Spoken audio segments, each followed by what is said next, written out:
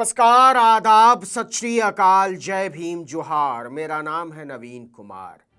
संभल हिंसा में 87 दिन जेल में काटने वाली फरहाना बेकसूर निकली। इसके साथ ही यह सवाल बड़ा हो गया है कि क्या संभल में पुलिस ने बिना किसी ठोस सबूत के जिसको चाहा उसको अंदर कर दिया, सिर्फ इस आधार पर कि किसी ने किसी का नाम ले लिया, बस इतने पर।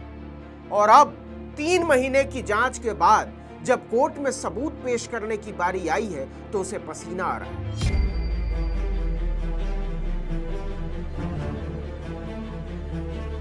संभल हिंसा में इसकी पहली उदाहरण बनी है फरहाना।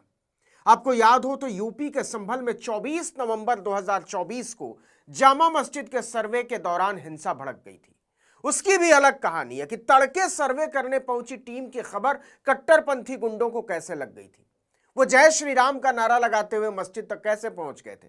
खैर, उस घटना में 4 लोग गोली लगने से मारे गए थे।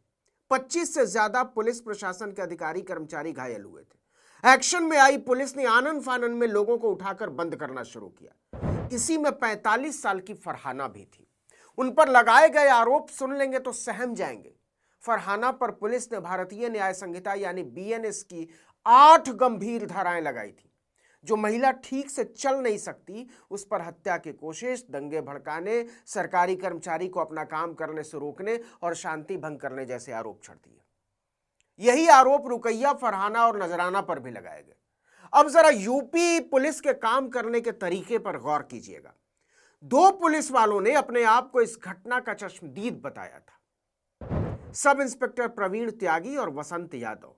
री इन्वेस्टिगेशन के दौरान पुलिस ने दोनों दारोगा से पूछा कि फरहाना सहित 3 महिलाओं के नाम की जानकारी आपको किस सूत्र ने दी थी। आपको कैसे पता चला कि इन्होंने पुलिस पर पत्थर चलाए। इसके जवाब में उन्होंने कहा कि हम थाने के कई पुलिसकर्मियों को लेकर आरोपियों की जानकारी हासिल करने मोहल्ला हिंदूपुरा पहुंचे, लेकिन वहां कोई भी हमें किसी का नाम बताने को तैयार नहीं हुआ। अब सुनिएगा मुसलमानों को फंसाने में 30 मार खां यूपी पुलिस की असल दास्तान। सब इंस्पेक्टर प्रवीण त्यागी और बसंत यादव ने कहा, जब हमें कोई भी नाम बताने को तैयार नहीं हुआ तो हमने राह चलते लोगों से पूछना शुरू किया और हमें राहगीरों ने बताया कि पत्थर फेंकने वाली महिलाओं के नाम फरहाना, रुकैया और नजराना है। हम ये भी नहीं बता सकते कि वो राहगीर कौन थे, क्या करते हैं या कहां रहते हैं या उनकी विश्वसनीयता क्या है। दोनों दारोगा ने कहानी बनाई कि हमने यही तीनों नाम संभल एसपी कृष्ण बिश्नोई के पीआरओ संजीव कुमार को बता दिए और इसके बाद तीनों को उठा लिया गया। मजाक देखिए, री इन्वेस्टिगेशन टीम ने दारोगा प्रवीण त्यागी और बसंत यादव से एक और सवाल पूछा कि क्या आप साफ साफ कह सकते हैं कि फरहाना ही अपने घर की छत से पत्थर फेंक रही थी। इस पर दोनों ने कहा, भीड़ के कारण हम ये बात पक्के तौर पर नहीं कह सकते। हमारे पास न तो इसका कोई गवाह है और न ही कोई सबूत, न ही हमें ऐसा कोई सीसीटीवी फुटेज, फोटो या वीडियो मिला है। इसके बाद इन्वेस्टिगेशन टीम ने एसपी के पीआरओ संजीव कुमार से पूछा कि चलिए, दोनों दारोगा ने तो आरोप लगाने से पहले जांच की कोई जरूरत नहीं समझी, आपने भी नहीं समझी। आपने कुछ तो जानकारी जुटाने की कोशिश की होगी। उनसे पूछा गया कि फरहाना, रुकैया और नजराना का नाम आपको सिर्फ सब इंस्पेक्टर प्रवीण त्यागी और वसंत यादव ने बताया था या फिर किसी और माध्यम से भी, किसी सूत्र से भी इन नामों की जानकारी हुई थी। इस पर पीआरओ ने कहा कि मुझे तीनों अभियुक्तों के नाम सिर्फ इन दोनों दारोगा ने बताए थे, बाकी किसी भी स्रोत से इन नामों की कोई जानकारी नहीं हो पाई थी।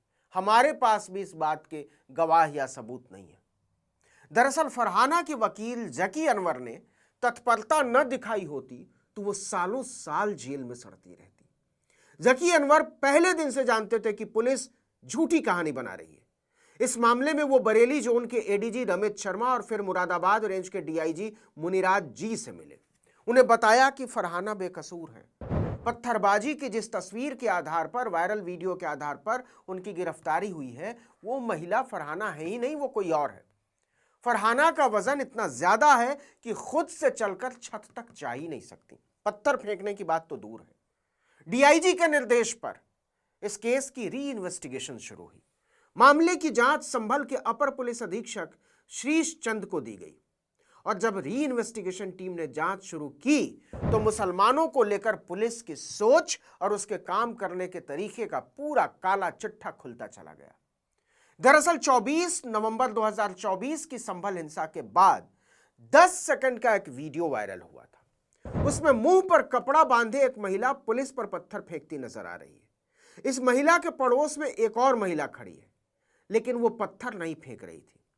इसके 2 दिन बाद 26 नवंबर 2024 को थाना नखासा पुलिस ने मोहल्ला हिंदूपुरा खेड़ा से 45 साल की फरहाना पत्नी सुभान को गिरफ्तार करके जेल भेज दिया। आरोप लगा कि उन्होंने पुलिस पर पत्थर बरसाए और दंगा कराया।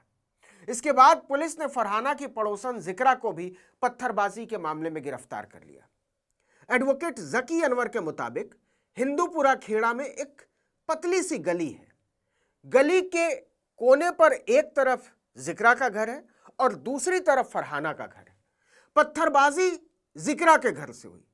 पुलिस को लगा कि यह पत्थर फरहाना के घर से फेंके गए, इसलिए पुलिस ने फरहाना को भी आरोपी मानकर गिरफ्तार कर लिया।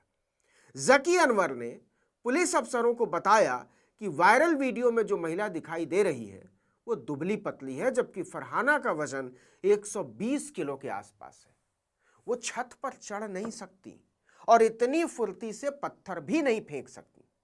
इसके बाद पुलिस ने वायरल वीडियो में पत्थर फेंकती महिला और फरहाना की शारीरिक स्थिति का आकलन किया। री इन्वेस्टिगेशन टीम ने इसमें दोनों महिलाएं अलग अलग पाई गई।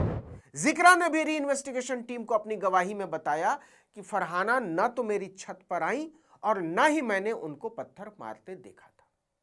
इसके बाद री इन्वेस्टिगेशन टीम ने कोर्ट में हलफनामा पेश किया कि मिलॉर्ड, वायरल वीडियो में जो महिला दिखाई दे रही है वो फरहाना नहीं है।